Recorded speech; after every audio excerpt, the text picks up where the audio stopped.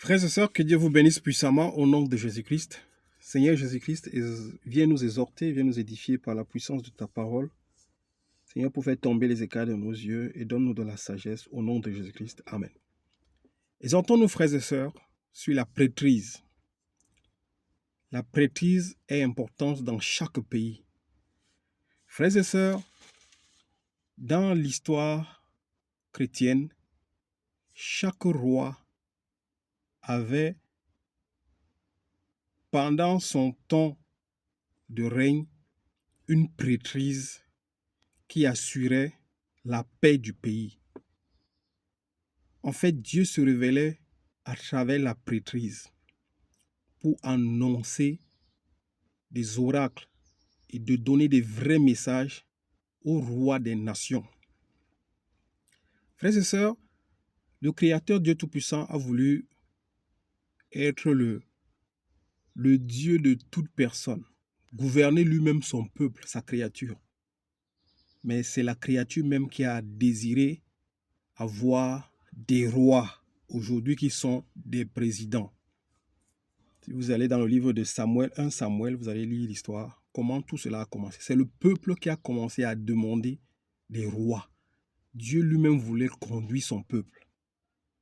Il y a eu des rois, aujourd'hui nous sommes arrivés à des présidents. Mais la prêtrise a été toujours quelque chose de très important dans un royaume, dans une nation. Mais nous voyons aujourd'hui que la prêtrise d'aujourd'hui a échoué. Il n'y a plus de vrais hommes de Dieu. Comme les Daniel, dans le temps avec Nebuchadnezzar et Belchassar, qui étaient des vrais hommes de Dieu. Élie, dans le temps avec Achab et Jézabel. Élisée, également dans le temps, des vrais hommes de Dieu qui étaient là pour veiller sur les nations et sur les pays. Frères et sœurs, la corruption a fait à ce que les hommes de Dieu d'aujourd'hui sont tous corrompus et il n'y a personne qui est vrai, ce qui fait que Dieu ne communique plus avec les hommes de Dieu. C'est pour ça que la prêtrise a perdu sa valeur, a perdu sa puissance. Nous voyons aujourd'hui les pasteurs, les prophètes qui s'élèvent contre les autorités, contre les présidents, contre les rois, ce qui ne devrait pas se faire. Parce que ces autorités qui sont là, quoi qu'elles soient sataniques, qu'elles soient maléfiques, qu'elles soient démoniaques, qu'elles soient venues de n'importe où, ces autorités-là, c'est Dieu qui les a établies. Frères et sœurs, Dieu permet toute autorité pour une raison. Quand nous regardons l'histoire de Nebuchadnezzar, Nebuchadnezzar était un roi païen, un paganiste. Il adorait un autre dieu, son dieu qu'il appelait Belchassar. Mais Nebuchadnezzar a été établi de dominer sur le peuple de Dieu parce que le peuple de Dieu avait péché. C'était une façon de leur donner une leçon, d'apprendre à craindre Dieu, pour leur montrer qu'à chaque fois que vous allez pécher contre moi, je vais vous asservir aux méchants. C'était le message que le peuple de Dieu devait recevoir à travers le règne de l'esclavage qu'ils étaient sous Nebuchadnezzar.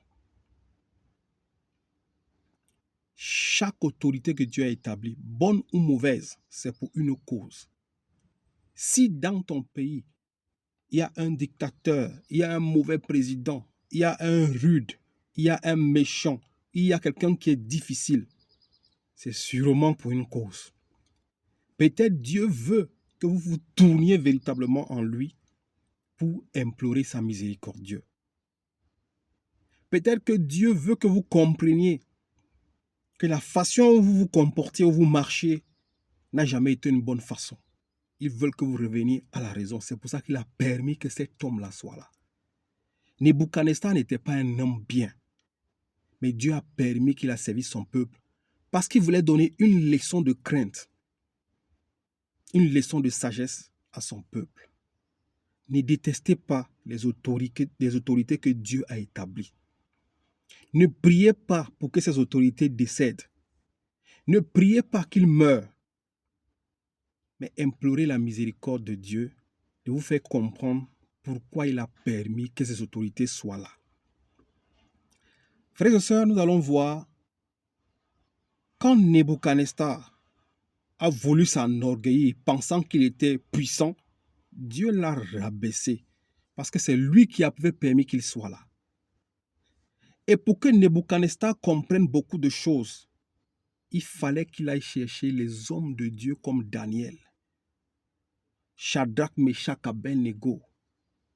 Le pharaon, c'était la même chose. Pour qu'il puisse comprendre les messages de cette année de 17 et cette année d'abondance, il fallait qu'il aille chercher Joseph. Pour que Israël s'en sorte dans les guerres avec la Syrie, il fallait que le roi fasse appel à Élisée. Frères et sœurs, les hommes de Dieu ne s'opposent pas aux autorités que Dieu a établies. Mais les véritables hommes de Dieu prient pour ces autorités, afin qu'ils nous laissent vivre en paix. Frères et sœurs, le peuple de Dieu n'intercède pas en mal contre les autorités qui ont été établies. Mais le peuple de Dieu, s'il se sent oppressé, s'il est persécuté, il crie vers l'Éternel Dieu très haut. Israël a été sauvé parce que Dieu a entendu leur cri du haut du ciel. Mais tout d'abord, il faut que le peuple soit un peuple bien, un peuple qui craint Dieu en vérité, un peuple qui cherche Dieu en esprit et en vérité. Ne détestons pas nos autorités. Dieu les a établies là pour une cause. Peut-être c'est pour nous mettre au pas, pour nous amener à la raison, pour nous réveiller, pour nous éveiller, pour mettre en nous la crainte de Dieu. Alors, les vrais hommes de Dieu ne doivent pas se lever contre les autorités qui ont été établies. Aucun homme de Dieu ne s'est élevé contre les autorités établies pour les affaires de la vie. Élie s'est levé contre Achab et Jézabel parce qu'ils avaient tué les prophètes de Dieu. C'est pour cela que Élie s'était révolté contre Achab et Jézabel. Ce n'était pas pour les choses de la vie. Moïse ne s'est jamais rebellé contre Pharaon. Il avait été envoyé sortir le peuple de Dieu parce que Pharaon maltraitait le peuple de Dieu. Nous devons crier à Dieu. C'est Dieu qui élève, c'est lui qui destitue. Nebuchadnezzar, quand il s'est enorgueilli, Dieu l'a destitué, il l'a rendu fou pendant 7 ans. Et lui-même, il dit, quand il a levé les yeux vers le Très-Haut l'a rétabli. Il a compris alors que c'est Dieu qui élève et c'est Dieu qui rabaisse. Si nous sommes oppressés, persécutés par les autorités, nous devons nous remettre, nous devons crier vers le Très-Haut. Nous ne devons pas nous rebeller contre les autorités qui ont été établies.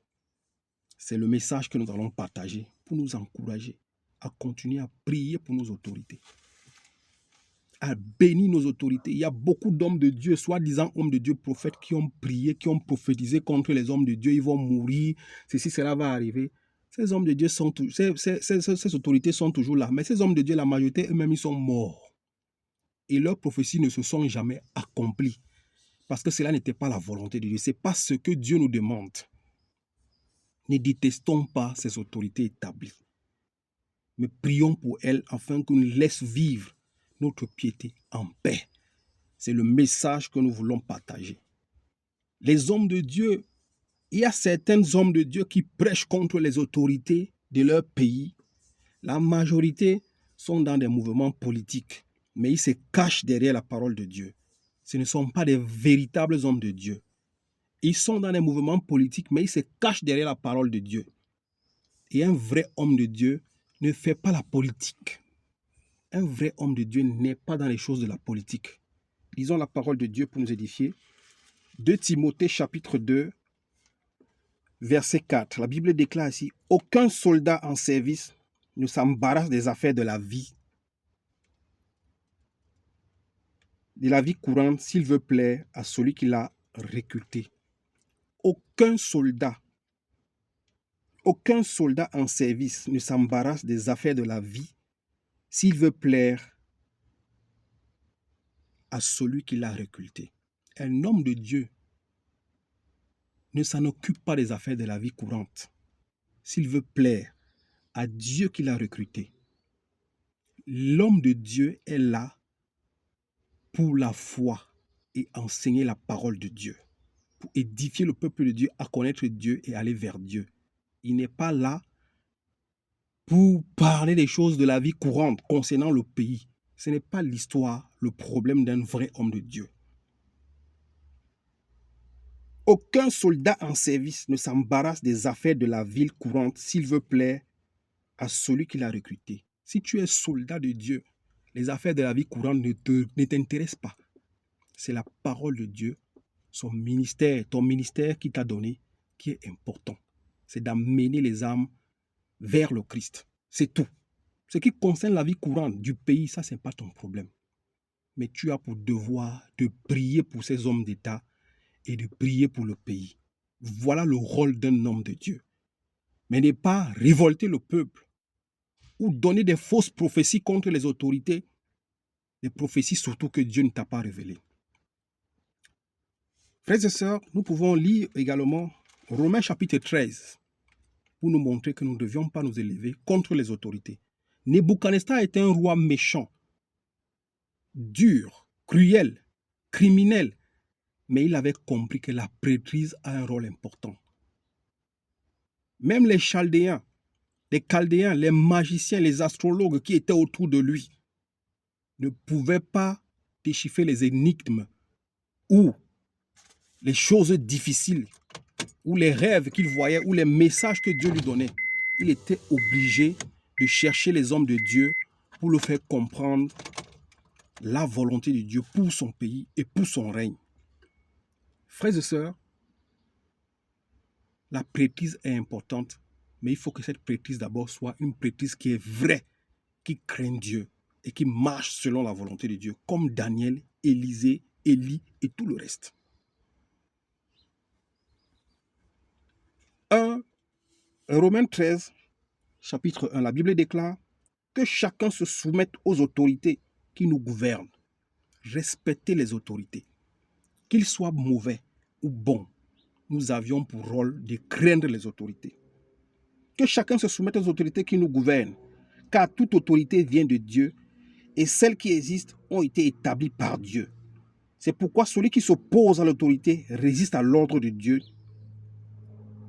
Elle résiste à l'ordre que Dieu a établi et ceux qui résistent attireront une condamnation sur eux-mêmes. Quand nous résistons aux autorités, nous résistons à l'ordre de Dieu que lui-même a établi. Et tu vas attirer sur toi une condamnation. Tu peux même être tué par les autorités. Et cela sera ta faute. Frères et sœurs, les hommes de Dieu, nous devions nous soumettre aux autorités. Les autorités sont là pour notre protection, pour notre sécurité. Mais si les autorités commencent à nous oppresser, à nous persécuter, nous devons crier à l'Éternel. C'est pour cela que nous avions pour rôle de prier, toujours prier pour les autorités. Nous pouvons encore lire 1 Timothée chapitre 2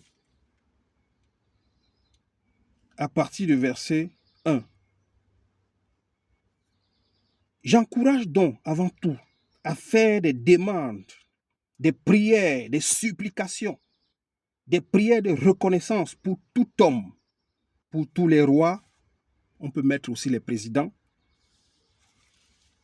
pour tout homme, pour tous les rois, pour tous ceux qui exercent l'autorité, afin que nous puissions mener une vie paisible et tranquille en toute piété et en tout respect. L'apôtre Paul nous encourage ici à faire des demandes, des prières, des supplications, des prières de reconnaissance pour tous les hommes, pour les présidents, pour les autorités, pour les rois, pour tous ceux qui exercent l'autorité, afin que nous puissions mener une vie paisible et tranquille en toute piété, en tout respect. Il continue ici, voilà ce qui est bon et agréable devant Dieu, notre Sauveur. C'est bien et agréable devant Dieu de prier pour les rois, les autorités tous ceux qui sont élevés en dignité, afin que nous puissions vivre tranquillement notre piété et dans tout le respect qui se doit. Voilà ce que l'apôtre Paul encourageait. Au verset 7, il dit, au verset 8, il dit, « Je veux donc que les hommes prient en tout lieu, en élevant les mains pures, sans colère ni arrière-pensée. » Les enfants de Dieu et les hommes de Dieu doivent prier à tout lieu, en tout endroit, en élevant les mains pures, sans colère ni arrière-pensée. N'ayons pas la colère avec nos autorités. N'ayons pas les arrière-pensées envers nos autorités, mais levons les mains pures.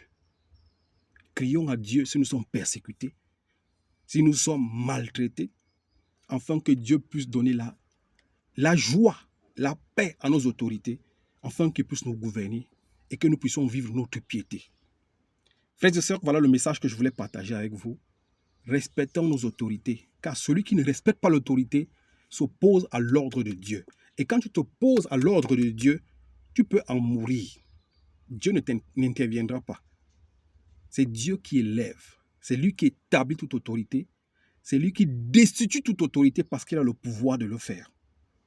Si nous sommes persécutés, oppressés, nous devions aller au-devant de Dieu et crier vers lui, comme Israël a crié vers Dieu et Dieu s'est souvenu d'eux. Et il a envoyé la délivrance par Moïse. Respectons nos autorités parce qu'ils sont là pour nous protéger. Demandons à Dieu de toucher leur cœur afin qu'il nous laisse vivre la piété. Voilà comment la prêtrise doit marcher dans un pays qui craint Dieu et que Dieu exerce sa puissance. Que Dieu vous bénisse au nom de Jésus-Christ. Amen.